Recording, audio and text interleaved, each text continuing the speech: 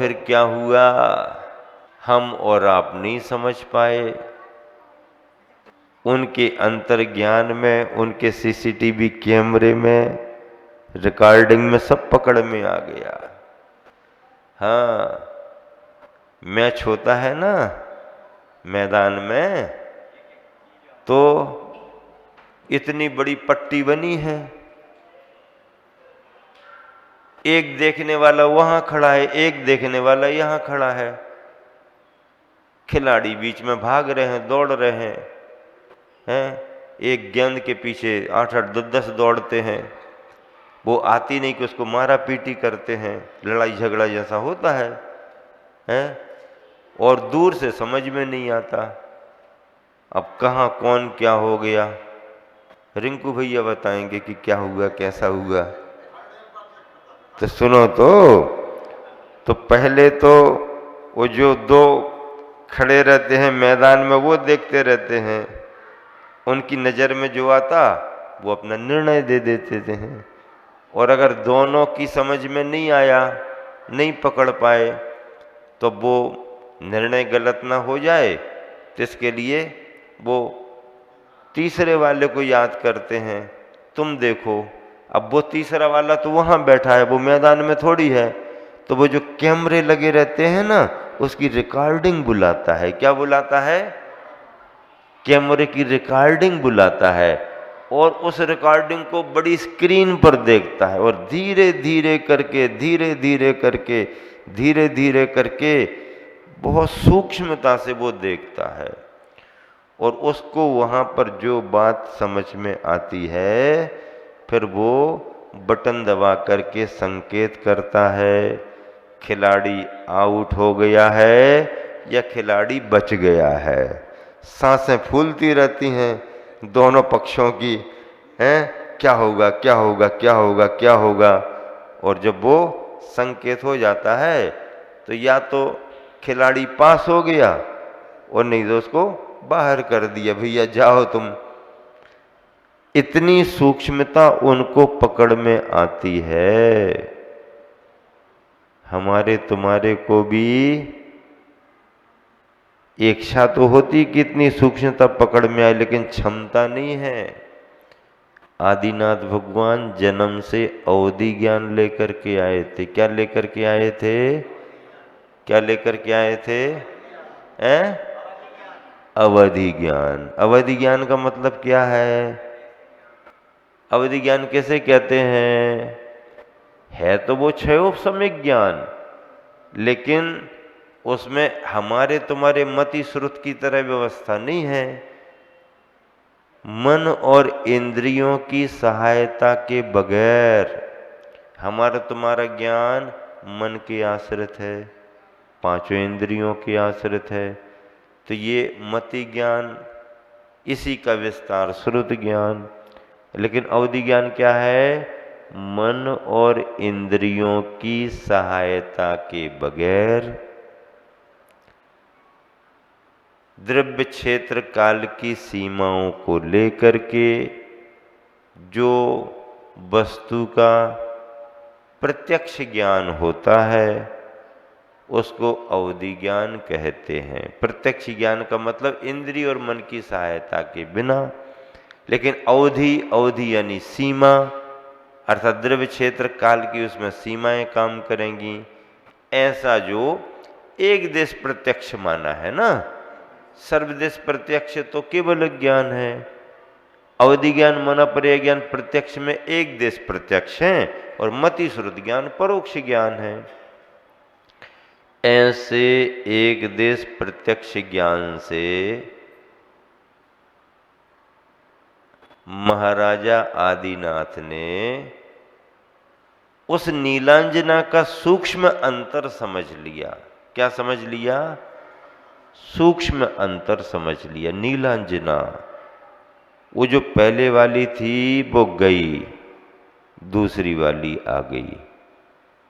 अब वो उस समय दरबारीगण इसलिए नहीं पकड़ पाए थे कि एक सा रंग, एक सी वय, एक सी चाल ढाल, एक सी हाव भाव वहां पर एक जैसे थे, तो बाकी लोग नहीं पकड़ पाए। अब पंच कल्याणकों में जो नीलांजना खड़ी करते हैं तो कई बार वे अलग ही समझ में आ जाती। एक 4 फीट की है और एक 5 फीट की है। अब भैया पूछी उनसे कि भैया जो काय ऐसो कर दो तुमने, कि अब वो क्या करें, वो कमेटी की व्यवस्था हती। अब पदाधिकारियों ने कही नहीं क्यों बनाने, तो भैया बना दी। अब एक 4 की और एक 5 की भी अलग अलग दिख रही, अलग ही समझ में आ जात। एक दुबली पतली सी है, एक मोटी सी है। तो कह दी भैया 2 ही मोटी बना देते या 2 ही पतली रखते। तो कहने लगी ऐसा कैसे करते हैं भैया, मंच को बैलेंस बने चाहे न बने, समाज को बैलेंस तो बनाने पड़त है, हैं? अब वे बड़े दान दातार हैं, उनने कई ये पदाधिकारी हैं, उनने कई वो उनके रिश्तेदारी में समधी साहब की नातन हती, तो जो हती तो वो हती, तब जो सब करने पड़त है ना। फिर ऐसे समय महाराज जी भी तनक शांत रह जा, चुप रह जाते कि भैया अब तुमने पहले ही से बना लो, अब हम क्या कहें, हैं? माता पिता बनाने में महाराज जी अपनी स्वतंत्रता रखते हैं, लेकिन बाकी पद अगर समाज निश्चित कर दे तो उसमें भाई बोलियों से जो बन गए। माता पिता में कुछ नियमावली देखते हैं, वो महाराज जियों के ऊपर रहता है। अब बाकी अष्टकुमारियां बनाना, 56 कुमारियां बनाना, लोकांतिक बनाना, अष्टकुमारी हैं, मिष्ट कुमारी हैं, कष्ट कुमारी हैं, दुष्ट कुमारी हैं, अब क्या बनाने वो समाज जाने, लेकिन कौन है तो सभी समाज की ना। अब तुम कछु कह दो, प्यार में कछु भी कह दो, स्नेह भाव से कछु भी कह दो, हैं? अब ये सब समाज की व्यवस्था कोई भी बना दो, किसी को भी बना दो, बालिकाएं भी खुश रहती हैं। एक बार आचार्य श्री से पूछ लिया किसी ने, आचार्य श्री अष्टकुमारियां 8 बनानी हैं और बालिकाएं तो 15-16 हो गई, अब सब समाज की हैं, क्या करें? तो आचार्य श्री कहने लगे कि अष्टकुमारी भी शास्त्र की हैं, समारोह में तो तुम 16 भी बना दो तो कछु फर्क नहीं पड़े, तनक मंच भी भरो देखे और कमेटी को कछु दान पुण्य भी मिलत रहे। सो 16 बना दें, 20 बना दें। ब्राह्मी सुंदरी कई 2 ही होती, एक ब्राह्मी एक सुंदरी। बोले होती तो हैं, लेकिन अब बालिकाएं बहुत ज्यादा व्रत ले रही हैं, तो क्या करें, बार बार पंच कल्याणक नहीं होता। तो बोले जितनी है सबको ब्राह्मी सुंदरी बना दो। बन गई 2500 कुंडलपुर में देखो कितनी एक साथ, सब एक साथ खड़ी कर दो, हैं? अब 149 जब सब कड़ी कर दो, ये सारी बाल ब्रह्मचारिणी है, पढ़ी लिखी है, ऐसा है वैसा है, ये है वो है, ये सब आदिनाथ की बेटियां हैं और ये सब ब्राह्मी सुंदरी। अब बाहर निकली तो अपन ने पूछा कि तुम क्या बनी, कहने लगे हम ब्राह्मी सुंदरी बने। तो कहा 2 ही बन गई तुम? अरे या तो ब्राह्मी बनी होगी या सुंदरी बनी होगी। उनको जो ही पता नहीं कि हम ब्राह्मी बने कि सुंदरी बने, हम तो ब्राह्मी सुंदरी बन गए। मतलब एक ही लड़कियां व्रत लेकर के कह रही हम तो 2 ही बन गए, ब्राह्मी भी बन गए, सुंदरी भी बन गए, हैं? आचार्य जी ने कह दिया ब्राह्मी सुंदरी है, ब्राह्मी सुंदरी, अलग अलग थोड़ी कहा कि तुम ब्राह्मी हो तुम सुंदरी हो। हम तो ब्राह्मी भी बन गए, सुंदरी भी बन गए। ये पंच कल्याणकों के प्रभावना के अंग हैं। इनमें बहुत ज्यादा सिद्धांत नहीं देखे जाते। सिद्धांत तो हैं, और मंच पर जो भी कार्यक्रम होता सिद्धांत से हटके नहीं होता, लेकिन जिस प्रक्रिया में सिद्धांत से कोई बाधा नहीं आ रही हो, ऐसा आचार्य महाराज उन कार्यों को सम्मिलित कर लेते हैं। क्या कर लेते हैं? क्या कर लेते हैं? सम्मिलित कर लेते हैं। हाँ, तो ये सभी अवसर जो सत्य घटना के रूप में घटित हुए थे कभी, उनकी प्रस्तुति पंच कल्याणकों में हम करते हैं। काल्पनिक नहीं है, ये केवल कल्पना नहीं है, हाँ ये यथार्थ सिद्धांत हैं। उन सिद्धांतों की प्रस्तुति, तीर्थंकरों के माता पिता, तीर्थंकर का जन्म, देव कुमारों के साथ उनका सब पारस्परिक व्यवहार, पंच कल्याणकों में सारे कल्याणक, 5 कल्याणक, धन धान्य वैभव, ये सब चीज़ें जो उनके पुण्य से, तीर्थंकर प्रकृति से, भव भवांतर के पुण्य से चली आई, जो घटित घटनाएं हुई, उन घटनाओं का चित्रण, उन सिद्धांतों की प्रस्तुति पंच कल्याणक कहलाती है। हाँ, कथाओं का आधार है। विधि नायक आदिनाथ बनाए तो फिर सारा चित्रण आदिनाथ भगवान के कथानक के अनुसार होगा। अगर विधि नायक आप नेमिनाथ बना दो तो फिर अयोध्या नगरी की बात नहीं होगी, फिर कहाँ की बात होगी? सौरीपुर की बात होगी, जहाँ नेमिनाथ का जन्म हुआ। फिर द्वारका में रहे, वहाँ की बात होगी। फिर विवाह के लिए जूनागढ़ की ओर चले, वहाँ की बात होगी। फिर बाड़े में पशुओं का दृश्य दिखाया जाएगा। फिर जब वो दीक्षा लेने को नेमिनाथ आगे बढ़ेंगे तो फिर राजुल भी नीचे उतर के आएगी, उसमें ये दिखा जाए। उसे नीलांजना तो दिखाया नहीं तुमने, है? नीलांजना लाओ ना, नेमिनाथ भगवान दीक्षा लेने चले गए, नीलांजना कहाँ है? तो वहां नीलांजना का कोई काम नहीं। तो नीलांजना के बिना वैराग्य कैसे होगा? वो आदिनाथ के कथानक में आएगा। यहाँ नेमिनाथ का कथानक चल रहा है। किसका कथानक चल रहा है? किसका कथानक चल रहा है? नेमिनाथ का कथानक चल रहा है। महावीर भगवान को विधि नायक बना लो तो चंदन वाला आ जाएगी। महाराजा सिद्धार्थ, प्रियकारिणी मां त्रिशला आ जाएंगी, ये दिखाया जाएगा। और किसी तीर्थंकर को बनाओ, उनकी जन्म नगरी आएगी, उनके दृश्य दिखाए जाएंगे। विधि नायक आप जिसे बनाएंगे उनका कथानक आपको दिखाना पड़ेगा। समझ में आया कि नहीं आया? समझ में आया कि नहीं आया? आया कि नहीं आया? आया। और क्या समझ में आया? कल तक महाराज जी ने थोड़ा सुनाया था, आज थोड़ा सा ज्यादा सुना रहे हैं। ये समझ में आया नहीं आया? आया कि नहीं आया? आया ना? हाँ। अब भैया 7 दिन की अक्षय तृतीया चल रही है, तो अब उस हिसाब से भी तो समय देना पड़ेगा ना। दिन भर ये लोग अभिषेक, पूजा पाठ, ये वो स्वाध्याय, सामायिक हैं। 5 बजे से भगवान के लिए घंटा बजा बजा करके उठाने लगते हैं। खोलो भैया, सुबह हो गई, खोलो। फिर हर वेदी पर अपने अपने भावों से, अपनी अपनी विधि से, बहुत अच्छा है ना। और कई लोगों के तो नियम है सभी वेदी पर करने के, कोई भगवान छूट ना जाए, है कि नहीं? सभी वेदियों पर वहां भी सम्मिलित हो गए शांति धारा में, आदि वहां की छोड़ के आ गए, यहाँ भी सम्मिलित हो गए शांति धारा में, आदि यहाँ की छोड़ी, उसमें भी सम्मिलित हो गए। आखिरी तक सारे मंत्र हो गए शांति धारा के।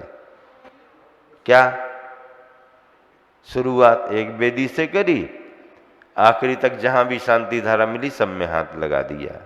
अपन को कोई भेदभाव नहीं करना, अपन सब भगवान की भक्ति करेंगे बढ़िया आराम से, गंधोदक सब जगह का। कोई कोई सज्जन ऐसा करते हैं कि सभी वेदियों का गंधोदक एक कटोरी में ले आते हैं। ये वाला महाराज जी स्पेशल गंधोदक। क्या भाई स्पेशल? ये सभी वेदियों का गंधोदक है इसमें।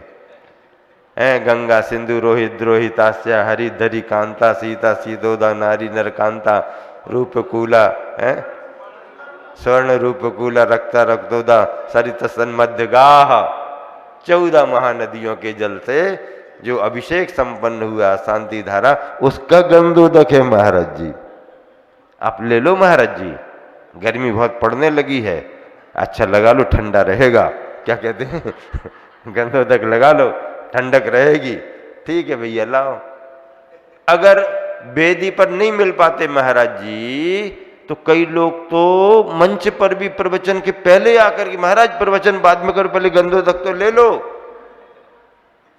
कितनी बड़ी भावना है लोगों की, महाराज जी का कोई धर्म छूट ना जाए, उनको याद रहा ना रहा, महाराज जी ऐसा कर लो, महाराज जी ऐसा कर लो, महाराज जी ऐसा कर लो। महाराज जी का मन थोड़ा सा लग गया सुनाने का, महाराज जी अब बस समय हो गया ना, प्रवचन अब बंद कर दो आप, प्रवचन समय हो गया अब, हाँ भैया, हाँ ठीक ठीक ठीक, आपने अच्छा बता दिया, समय तो हो ही गया है। तो ऐसा श्रावक इतनी इतनी हित चिंतक होते हैं श्रावक। कितने हित चिंतक होते ना। हाँ, घड़ी दिखा देते नीचे से ऐसे, समय हो गया महाराज जी। अपन भी उनको कह देते कि भाई अगर हमारा ख्याल न जाए तो आप थोड़ा संकेत कर दिया करो, तभी तो वो इतनी हिम्मत करते हैं। महाराज जी का स्वभाव समझ लेते हैं ना, तो उनको भी कह देते भैया टाइम टेबल आप अपना ध्यान रखना, अगर ख्याल नहीं रहे, यहाँ घड़ी तो नहीं रखी रहती तो बता देना। जैसे ये सामने बैठा रहता है, ये फिर हमको ऐसी अंगुलियाँ दिखाता है, फिर बाद में एक दिखाता है, हम समझ जाते हैं कि भैया इतना रह गया, फिर इतना रह गया है, अब खत्म होने वाला है। सबके अपने अपने काम लगे रहते हैं ना। अगर मान लो ना बताए और हम सुनाते जाए तो वो बाद में कहेंगे गड़बड़ हो गया, ये वहां रुकना था। ये सबके अपने अपने क्या है, ये तंत्र है। जिन वाणी आए और जिन वाणी व्यवस्थित पब्लिक तक पहुंचे, सभी तक पहुंचे, उसका उपाय माइक वाला माइक लगाता है, मंच वाला मंच बना के रख देता है, पूजा वाले पूजा करा देते हैं। अरे पूजा कराने वाली बहनों का भी बहुत बड़ा योगदान माना जाता है, पूजा की सामग्री जमाने वालों का भी बड़ा योगदान माना जाता, और जो पूजा पढ़ रहे हैं, जो अर्घ चढ़ा रहे हैं, उसके बाद बैठ करके देखने वालों का भी बड़ा योगदान है, ताली बजाने वालों का भी योगदान होता है। 6% पुण्य उनको मिलता है ना, मिलता कि नहीं मिलता बताओ। गिलास में पानी भरा है, अब सज्जन आ गए, पानी तो दे रहे पीने, लेकिन आधा गिलास पानी है। क्या कहने लगे, आधा गिलास भरा है। पानी दे तो रहे हो, आधा गिलास भरा है। दूसरे ने कह दिया अरे आधा गिलास भरा क्यों देख रहे, आधा गिलास खाली है। अब वो खाली देख रहा है, ये भरा देख रहा है। आधा गिलास खाली, आधा गिलास खाली, हम कैसे पिए, हम कैसे पिए, हमने तो गिलास भर पानी मांगा था, तुमने आधा गिलास दिया, आधा गिलास खाली लेकर के क्यों आए।